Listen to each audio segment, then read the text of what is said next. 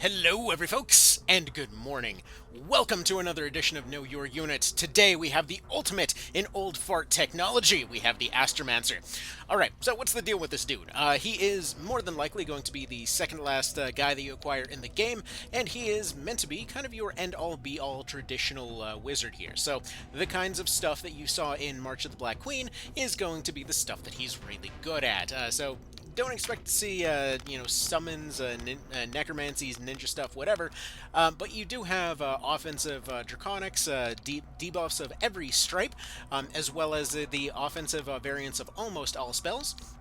Having access to missiles, splashes, apocrypha, but specifically excluding summons and instills. Now, there's a couple reasons behind this. So, let's go ahead and start off with their skill list here. Starts off with the standard Daggers Cudgel spellbooks for a caster here. Typically, it won't matter that much by this point. I would say, generally speaking, he is enough of a long-range nuker that you can safely leave him with cudgels without too much of an issue. Spellbooks are kind of there if you're just feeling books that day. But at the same time, if you're feeling daggers, that's going to be your better defensive option. By the time you get this guy, you probably should have enough backup plans in place that you don't necessarily need the defensive dagger finishers. But that's up to you. Personally, I like keeping the sticker on this guy just because it's a little bit lighter weight. Technically, would probably give him the slightly lighter sticker, but apparently don't have it on this particular save, so whatever, that's going to be right there. Anyway, so, aside from that, we've got our Insight. He doesn't get any Constitution, Petrify, Charm, as you do, Meditate, because of course, but then we get into the interesting stuff here. So he starts off with Resonances, just like the Shamans there. This is going to be essentially a self-shield versus that element, as well as a offensive buff to all units nearby. So you can tailor this out however you'd like. However, you usually would probably be better off just giving him the defensive variant in this case. So he is fire, he is weak to water, so we'll give him a water shield as well as a water buff to units nearby. Now, given the time that you access the Astromancer, you're probably going to be pretty locked into whatever you've decided to run with. Personally, I found this guy really useful in terms of combining with Fusiliers and Archers, as you do. Also, I love how the sound randomly keeps cutting out in the background there. That is just courtesy of a bad loop that somebody made for this particular theme. The music seemed appropriate, dang it. Anyway, so let's go ahead and continue on here. So, obviously he's not going to be physically attacking stuff very much, so, just stick with whatever the opposite of your element is on that one. He's got the standard Engulf, as well as Concentration, if you're rocking debuffs on him. Given that he's an extreme powerhouse, you're probably better off just sticking with offense on this guy. But, entirely up to you. Now, in his case, he has one unique skill that's Stardust Grace. He lost one of his skills, which was Eyes of Heaven from PSP. Exactly no one shed a tear over that one, because don't worry, I'm pretty sure no one cares that one soldier over there will give you 3 experience. Hot damn, what a useful skill. Anyway, so if you use this thing, you'll automatically remove Stun, Silence, and Petrify from friendly units 100% of the time.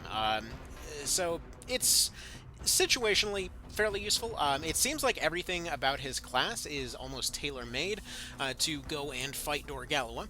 So Stardust Grace will be pretty useful at countering the, for example, the constant howl spam from Dorgi. His cudgels will hit Dorgi extra hard. His shields can potentially help or his shields and instills can definitely help with that fight, since instills definitely shine in a boss fight type scenario. So yeah, it's kind of interesting in that particular regard that he has so much trouble in his recruitment fight, but, it is what it is. If you set him up correctly with some relics and stuff, that recruitment fight becomes so much easier on the second time through if you decide to go for it. Anyway, so spell-wise, usually, in his particular case, I like pairing him up with a Lich and going for Supernovas, because it just sounds cool. And it's funny because the R and the N are so close to each other there, it looks like Supermova. Anyway, so yeah, that's kind of about it. Draconics for extra long range, Apocrypha for the big punchy things, Starfall for getting rid of zombies, and then missiles to have something cheap on hand. As far as items go, typically we'll run this guy with just a dodge, a weaken, a false strike, as well as a single healing item. He's usually not going to be the main one reviving anyone, and usually he would be better off attacking, so I usually don't give him a revive item. One emergency heal isn't the end of the world to keep on hand. It's good to have a dodge on him, since obviously birds will eventually come for this guy. That's what pretty much all three of his items are specifically for, oh no, the cockatrices or the griffins got through. Somebody save the old man's pants. Um, but yeah, Solid Caster, really wide spell access, just generally a good dude to have on the team. Starts off with really jacked up stats, so he's pretty much going to be good at whatever you throw him at. And again, if you're having issues potentially, melting down some of the endgame units when he comes around, you could always easily swap out the resonance and things like that for something like a concentration and poison cloud. Like, poison is just straight up overpowered by the endgame. I don't care what anybody tries to say on that one. So, you've got a lot of potential war crime options at your fingertips with this guy. He is a very traditional unit. He's very straightforward. Stardust Grace is an interesting thing if you're going against pretty much any of the Dorgalawa variants, or if you're fighting a lot of Cyclopes.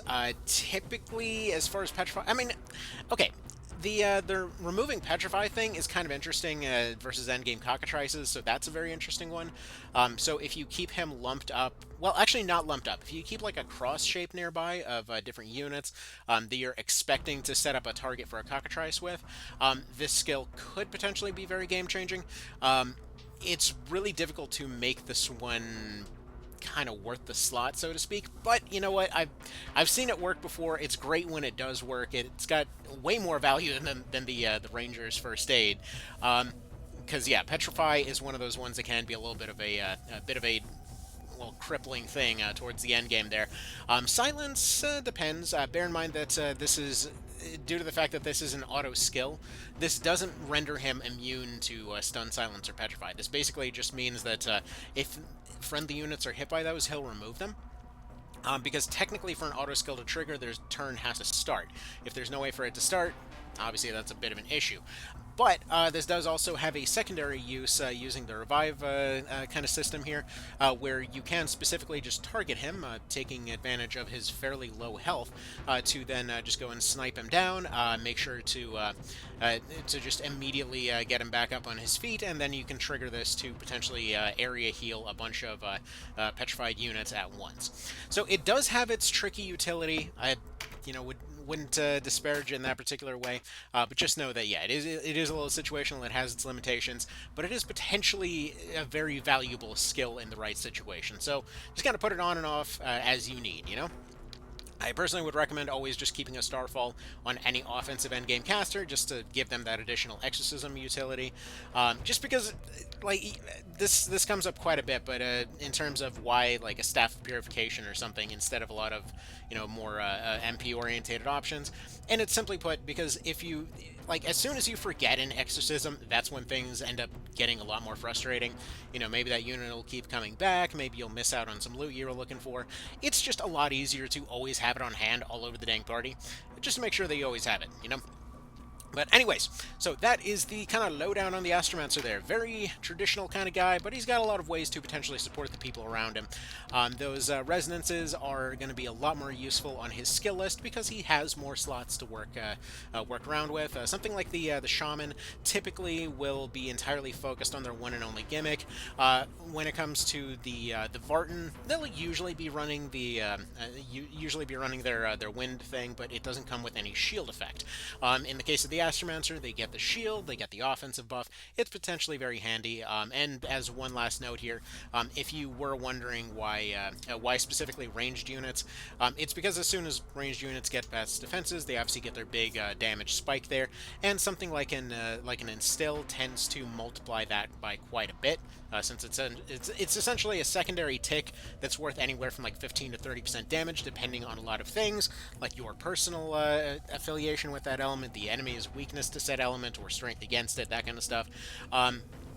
So potentially it can be a really massive bonus in the right situations. And so, for example, if you have him buffing, let's say, a Fusilier that's got a anti-dragon cursed Fusel or something that applies a Dragon Slayer bonus, and then you put the Instill on top of that, that that poor lizard is just deleted. That thing has just become shoes. So, just something to consider. And yeah, that's about it. Just don't forget to give this guy movement options. He's a bit dead in the water without some kind of flying or teleportation in the end game there, given that he doesn't move terribly far. So you want to give him some way to get back up on his feet. He doesn't have steadfast, doesn't really have a whole lot of defenses, meaning he's probably going to be plucked out of the party fairly often by birds. So, something to consider. Actually, one more thing I should probably mention. Petrification is also pretty handy in his particular case. Again, endgame weakness of casters to birds. When it comes to petrification, it's very, very handy for shutting down birds. Typically they'll have a bit less on the mine side there, which means that stuff like your petrifications and whatever are more likely to land, and in their particular case, it's more likely to leave them shut down far away from home, and it's something that you won't be able to see immediately recovered from with something like an Awaken. Like on the player side, Awaken isn't a very useful spell, but you will notice that a lot of AI units will run it. Specifically for those situations where you try to put something to sleep. But when it comes to a Petra Burst, it's actually pretty handy in his hands. His mind is already pretty high from the get-go.